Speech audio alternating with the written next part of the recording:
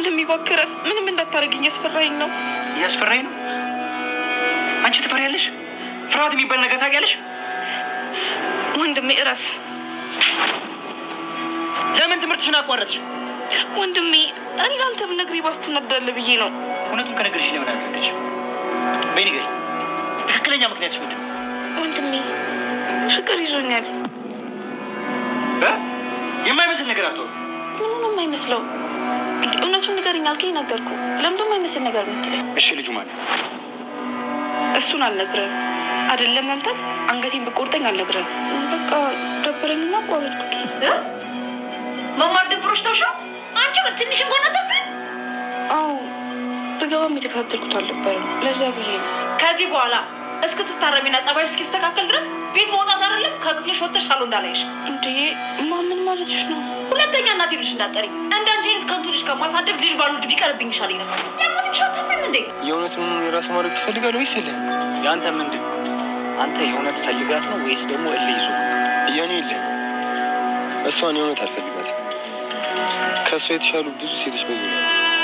እኔም እንደዚህ መቼም የቱን የመሰለች ልጅ ከዛች ፍቅር አይዜ። እሺ በቃ ተስማምተናል። ስለዚህ ልጅቷ ለእኛም ለሱም አትሆን። አዎ መቼም ቢሆን እንደዚህ ቆመን እየሄድን ለእሱ አትሆን በጭራሽ። ቤሉል። አቤት መሲ፣ እንዴት ነሽ? ደህና ነኝ። እኔ የምልህ ፈልጌህ ነበር። ወደ እኔ ክፍል መምጣት ትችላለህ? ያንቺን ማንነት ሳላጋልጥ ምንም ቢሆን ሰላም አለ። ፈልገሽ ነበር? አዎ ፈልጌህ ነበር፣ ግን በኋላ መሆን ይችላል። እንዴት አድርጌ አስወጣሻለሁ? ቤታቸው የሞላው ሰው ብቻ ነው። እሱን አላውቅም። እንዴትም ብለህ ግን አስወጣኝ። ልጠፊ እያሰብሽ ነው ማለት ነው።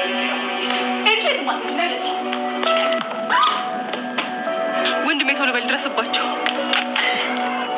እጭ ተበላን። መሲ ጉድ ነው የማደርግሽ። እስኪ አሁን መጀመሪያ ክፍልሽ ምን እንዳለ እናያለን። አባትህ እሰጥሃለሁ ብሎ አስቦ ያስቀመጠው ነገር ነበር። ያስቀመጠው ስትይ የቤሎ አባት እንግዲህ ለመሲ የሰጣት ነገር ነበረ። ምክንያቱም ይህን ነገር ለቤሎን መስጠት አለብሽ በማለት እንግዲህ ለመሲ አስቀድሞ በታማኝነት ሰጥቷት ነበረ። እንዲሁም ደግሞ ይህን ነገር አሁን ላይ ባለው ነገር ላይ ምክንያቱም አዶኒ እየደረሰበት ነው፣ እንዲሁም ደግሞ የአባቱ ገዳይ ማን እንደሆነ እየደረሰበት ስለሆነ አስቀድሞ ደግሞ ቤሎን ይህን ነገር ማወቅ አለበት በማለት እንግዲህ መሲ በስተመጨረሻ ማለት ነው የቤሎን አባት ባደራ የሰጣትን ነገር ለቤሎ ለመስጠት ወስናለች ማለት ነው። ግን ደግሞ እሱን ጠርታ ልሰጠው ባለችበት ሰዓት ግን ያስቀመጠችውን እቃ አጥተዋለች። ይህንም ደግሞ የወሰደችው አሊያም ደግሞ እየደበቀችው ደብቀዋለች ማለት ነው። ይህን ነገር እየደበቀችው ለምንድን ነው? ኤልሹስ ምን እንዳለ ከመሲ ክላስ ምን እንዳለ ወይንስ ደግሞ ምን ለማድረግ ነው የገባችው? ኤልሹ እጅግ በጣም ተናዳበት ነበር በመሲ ጉዳይ። መሲ ግን ለራሷ ብላ ነው ይህን ነገር ያደረገችው። ምክንያቱም ጆን ከዚህ ቤት እንድታወጣኝ እፈልጋለሁ፣ ከእነሱ ጋር መሆን አልፈልግም፣ ወደ ውጭ ወጥቼ ራሴን ማረጋጋት እፈልጋለሁ፣ እናቴ ከክላስ እንድወጣ አልፈቀደችልኝም፣ ስለዚህ ተጨናንቄ እዚህ መቀመጥ አልፈልግም በማለት እንግዲህ ጆንን ጠርተው ነበረ። ስለዚህ ጆን ዟት በወጣበት ታይም መሲ እንዳትወጣ ወይንም ደግሞ አብረ እንዳትሄድ ፈልጋ ነበረ። እንዲሁም ደግሞ መሲን ገፍትራት ሁለታቸው ተያይዘው ጆንና እንዲሁም ደግሞ ኤልሹ ወጥተው ነበር ማለት ነው። ግን ደግሞ መኩ መጥቶ ስለነበረ መሲ ተከተላት፣ እባክህን ወደዚህ ቤት እንድትመለስ እርዳት፣ እናቷ ደግሞ ከመጣች ትቆጣለች፣ በትምህርቷ ምክንያት በጣም ተናዳለች፣ ጭራሽ ወንድ ተከትላ ትሄዳለች፣ እንዴት እንደዚህ ታደርጋለች በማለት እንግዲህ ያው መኩም ተከትሏት ነበረ። መኩም ከጆን ለይቶ አመቷታል እና ስለተመለሰች እጅግ በጣም ተናዳለች ማለት ነው። እና መሲ ምን ላድርጋት እያለች እንግዲህ እያሰበች ባለችበት ሰዓት ቀጥታ ወደ መሲ ክላስ በመግባት ነበር የደበቀችውን ወረቀት ወይንም ደግሞ ለቤሎን ልሰጠው የነበረውን ነገር አንስታባታለች ማለት ነው። እና ያው ሰራልሻለሁ ብላ ሲፎከረችባት ነበረ። እንዲሁም ደግሞ መሲ ቤሎንን ጠርታ ልሰጠው የፈለገችውን ነገር ካስቀመጠችበት ስትፈልገው አጥተዋለች ማለት ነው። እና እጅግ በጣም ነበር የደነገጠችው። ምክንያቱም በአደራ መልኩ የተሰጠችው ነበረ። ይህ ነገር ምንድን ነው ብለን ስናስብ ከዚህ በፊት ዶክሜንታት፣ ምክንያቱም በስሙ ያሉ ነገሮች አሉ ማለት ነው እና ያን ነገር የት ሄደ ብላ እንግዲህ ወይዘሮ ሄለን ባለቤቷን የሆነ ሰዓት ጠይቀው ነበረ ማለት ነው እና ልጆቹ እንዳያነሱት ወይንም ደግሞ ነገሮች እንትን እንዳይሉ ብዬ እኔ አንስቼዋለሁ ብሏት ነበረ ማለት ነው። ስለዚህ ይህን ነገር እኔ የሆነ ነገር በሆኑ እንኳን ይሄ ነገር የሚገባው ለቤሎ ነው በማለት እንግዲህ በእርግጠኝነት የቤቱ ባለቤት ወይንም ደግሞ የንብረቱ ዋና ወራሽ የሚሆነው ቤሎን ነው። ምክንያቱም የራሱ የእናቱ ድርሻ እስከሆነ ድረስ ማለት ነው እና አባቱም እናቱም በህይወት ስለሌሉ ስለዚህ ይህ ንብረት የሚገባው ለሱ ነው በማለት እንግዲህ ያለውን ነገር በሱ ስም ስለሆነ ይመስለኛል ለመሲ አሳልፎ የሰጣት ማለት ነው። እና መሲ ይህን ነገር ለቤሎ ልሰጠው ስትል ግን አሁን ላይ አተዋለች ማለት ነው። ሌላው እንግዲህ አሁን ላይ ጆንና እንዲሁም ደግሞ አዶኒ ተስማምተዋል። ምክንያቱም አንድ ላይ ለመስራት ሁለታቸው ተስማምተዋል ማለት ነው። እኔ እናንተ መጣላት የለብንም ከዚህ በፊት ላደረኩት ነገር ይቅርታ ጠይቃለሁ በማለት እንግዲህ አዶኒ ጆንን ይቅርታ ጠይቆታል ማለት ነው። ስለዚህ ለምንድን ነው አንተ እኔን የምትቀርበኝ ሲለው እኔ እናንተ የግድ አንድ መሆን አለብን። ስለዚህ ኑኑ እኔ አልወዳትም በልክ ነው የቀረብኳት በማለት እንግዲህ ለጆን ይናገረዋል ማለት ነው። በነገራችን ላይ አዶኒ በጣም ይወዳታል። እውነቱን ፍቅር ስለያዘው ነው እንጂ ለልህ አይደለም። እልህ ያለበት ከቤሎ ላይ ነው እንጂ ከኑኑ ላይ አይደለም። ኑኑ ላይ ግን ትክክለኛ ፍቅር አለበት ማለት ነው። ግን ደግሞ ያው ኑኑ እንደማትወደው ያውቃል። ሲቀጥል ደግሞ ቤሎን ለመበቀል እያደረገው ያለው ነገር ነው እንጂ በእርግጠኝነት እሱ ከኑኑ ትክክለኛ ፍቅር ይዞታል ማለት ነው። እና ጆን ደግሞ ማለት ነው እኔ እሷን አልፈልጋትም፣ እንዴት ኤልሹን ትቼ እንዴት ከእሷ ጋር ሄዳለሁኝ በማለት ያው ሲናገር ነበር። አዶኒም እንደዚሁ ነው ያለው ማለት ነው። በዙሪያዬ በጣም የሚያማምሩ ሴቶች አሉ። ስለዚህ የግድ እሷን እኔ አልፈልጋትም፣ እሱን ለመበቀል እና እልህ ነው የያዝኩት በማለት እንግዲህ ለጆን ተናግሯል። በነገራችን ላይ ኑኑን ማለት ነው ጆን ራሱ እንዳያት ነበር የወደዳት ማለት ነው። እና አሁን እንዴት ነው? አሁንም እሱ ጆን አልፈልጋትም ብሎ ነው የተናገረው ማለት ነው። እና ኤልሹን ትቼ ማንን ምንትናለን በማለት ኤልሹ ትወዳለች ታፈቅራለች እንዴ በማለትም ጠይቆት ነበር። በነገራችን ላይ ከዚህ በፊት ማለት ነው ኤልሹ ጆንን የሆነ ሰዓት ላይ ስማው ነበረ። ያን ታይም ነበረ እንግዲህ ያው አዶኒ ያስታወሰው ማለት ነው። ስለዚህ እኔን የቀረበችኝ በውሸት ነው በማለት እንግዲህ ውስጡን እንትን ሲጠይቅ ነበረ እራሱን ማለት ነው። እንደገና ኤልሹ ማለት ነው አሁን ላይ ትምህርት ያቋረጠችው በምን ምክንያት ነው የሚለውን እንግዲህ ወንድሟ እጅግ በጣም በመናደድ በጥፊ በመንታትም ምንድን ነው የሆንሽው ነገር፣ ለምንስ ነው ትምህርትሽን ያቋረጥሽው፣ ምክንያትሽ ምንድን ነው፣ እያንዳንዱ እንድትነግርኝ ይፈልጋለሁ በማለትም ጠይቋት ነበረ ማለት ነው። እና እሺ እነግራለሁ ብላ እሷም ተናግራለች ማለት ነው። ፍቅር ስለያዘኝ ነው ትምህርቴን ያቋረጥኩት፣ ብሄድም ደግሞ ከዛ ልብ ብዬ ስለማልከታተለው ተውሁተኝ በማለት እንግዲህ ተናግራለች። እንዴት ይሄ ሊሆናል? እሱ ማን ነው? ያፈቀርሽው የወደድሽው ሰው ማን ነው? በማለት እንግዲህ ጠይቋት ነበረ። ማንነቱን አልናገርም፣ ለምን አንገቴን ዘሲጥ አታደርገኝም? ማንነቱን አልናገርም፣ ደግሞ ግን ሁልጊዜም ካጠገቤ ነው በማለት እንግዲህ ተናግራለች ማለት ነው። ስለዚህ ይህን ነገር ያደረገችው ወይንም ደግሞ ያፈቀረችው የወደደችው ለሱ ብላ ትምህርቱን ያቆመችው ማን ነው? አዶኒ ነው ማለት ነው። አዶኒን ትወደዋለች፣ ታፈቅረዋለች። ግን ደግሞ ከጆን ጋር ምን ጀምራለች? ውሸት ነው የጀመረችው፣ የውሸት ፍቅር ማለት ነው።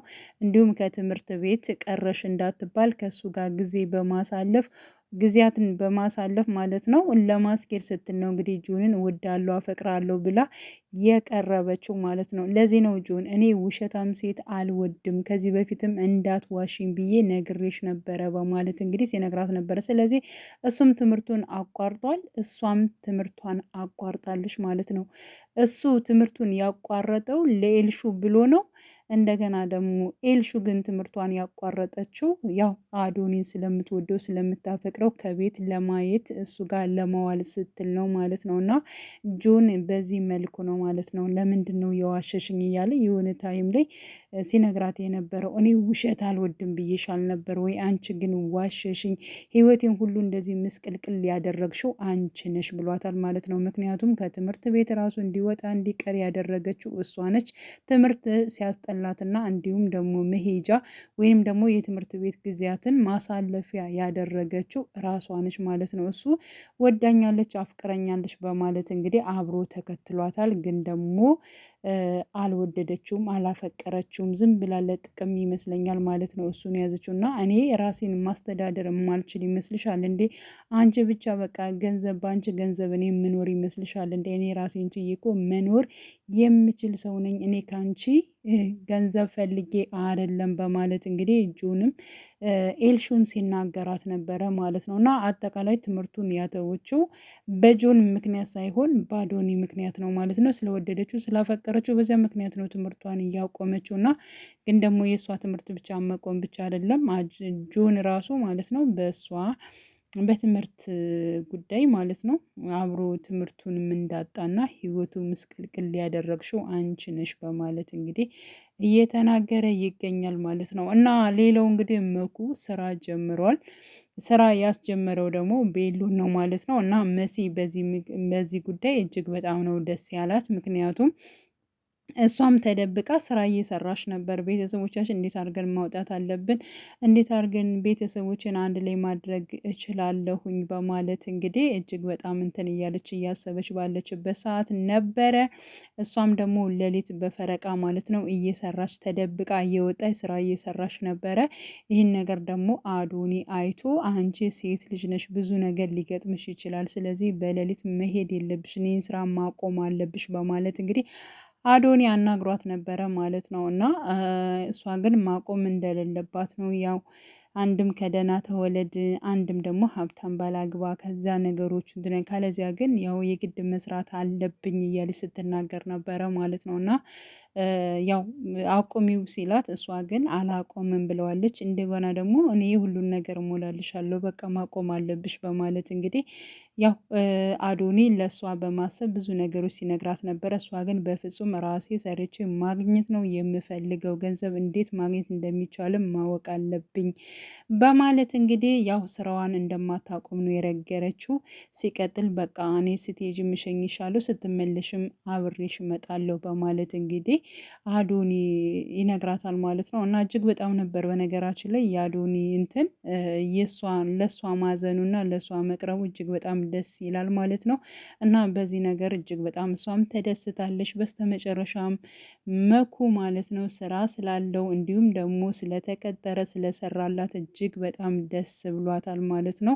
ምክንያቱም ከዚህ በፊት እንግዲህ ወይዘሮ ሄለን እሱ ስራ የለውም ስለዚህ ወደ ውጭ ሀገር ሂዶ መስራት አለበት ብላ አስባ ነበር ማለት ነው። የእሷ ጉድ እንዳይጋለጥ ነገሮቹን ለማድበስበስ ፈልጋ ነበር። ግን ደግሞ አሁንም እዚሁ ከራሱ ጋር እየሰራ ይገኛል እና ቤሎን እጅግ በጣም መልካም ልጅ እንደሆነ ነው እንግዲህ ስራ በማግኘቱም መኩ ያው ቤሎንን በጣም ነው ያመሰገነው ማለት ነው።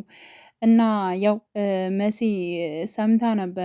እሱ ምንድነው አይንዬ ነግራታለች። ምክንያቱም መኩ ወደ ውጭ ሂዶ መስራት አለበት፣ ከዚህ ስራ ፈትኖ መቀመጥ የለበትም ብላ እንግዲህ ወይዘሮ አይንዬ ለመሲ ነግራታለች። ወይዘሮ ሄለን ይህን ነገር ብላኝ ነበር፣ ግን ደግሞ መኩ በፍጹም አልሄድም ብሎኛል በማለት ነግራት ነበር። እና ለሱ ነው እንዴ የሆነ ሰዓት ስታወራ የነበረችው እያለች እንግዲህ ምንም ትምህርት የማያውቅም ምናምን እያለች እንግዲህ ስለ ስራው ጉዳይ ማለት ነው ወይዘሮ ሄለን ስታወራ ነበር። ያን ሰዓት እንግዲህ መሲ ሰምታት ነበር ማለት ነው።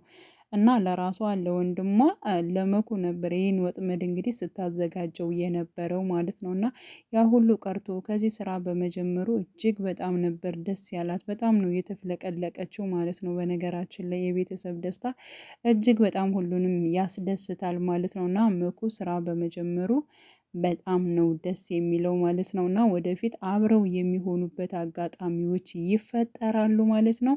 እና ጆን አሁን ላይ ወይዘሮ ሄለንን ምንም አይነት ነገር መፍራት የለብኝ፣ ይህን የመሰለ መረጃ ይዤ እኔ መፍራት የለብኝም በማለት እንግዲህ ወይዘሮ ሄለንም እየተጋፈጣት ይገኛል ማለት ነው። እና አሁን ላይ አዶኒ ማለት ነው የአባቱን ገዳይ እየደረስኩበት ነው በማለት እንግዲህ ለመሲም ነግሯታል። ከዚህ በፊት ሲያስቀምጠው የነበረው ካሜራ ካሜራም የት እንዳለ ጠፍቶታል ማለት ነው። መረጃዎችን ግን ደግሞ መሲን ጠርጥሯታል። የሆነ ስለ አባቴ ገዳይና የሆነ ነገር ግን የምታውቂው ነገር አለ፣ ስለ ወይዘሮ ሄለንም የምታውቂው ነገር ያለ ይመስለኛል ብሎ ጠይቋት ነበረ። መሲ ግን ምንም ነገር እንደማታውቅ አሁንም ሸምጥጣለች ማለት ነው። ምክንያቱም ወይዘሮ ሄለን እሷ እንደገደለችው ያዶንናበት በደንብ ስለምታውቅ ማለት ነው። እና ቀጣይ ፓርት ምን ሊፈጠር ይችላል የሚለውን አብረን የምናይ ይሆናል። ውድ የቻናሌ ተከታታዮች ቤተሰቦቼ በያላችሁበት ሰላማቸው ይብዛልኝ። ለቤቴ አዲስ የሆናቸው የደውል ምልክቱን በመጫን ቤተሰብ የሆኑ ነባር ቤተሰቦቼ ስለምታበረታቱኝ እጅግ በጣም አመሰግናለሁ። መልካም ጊዜ ተመኘውላችሁ።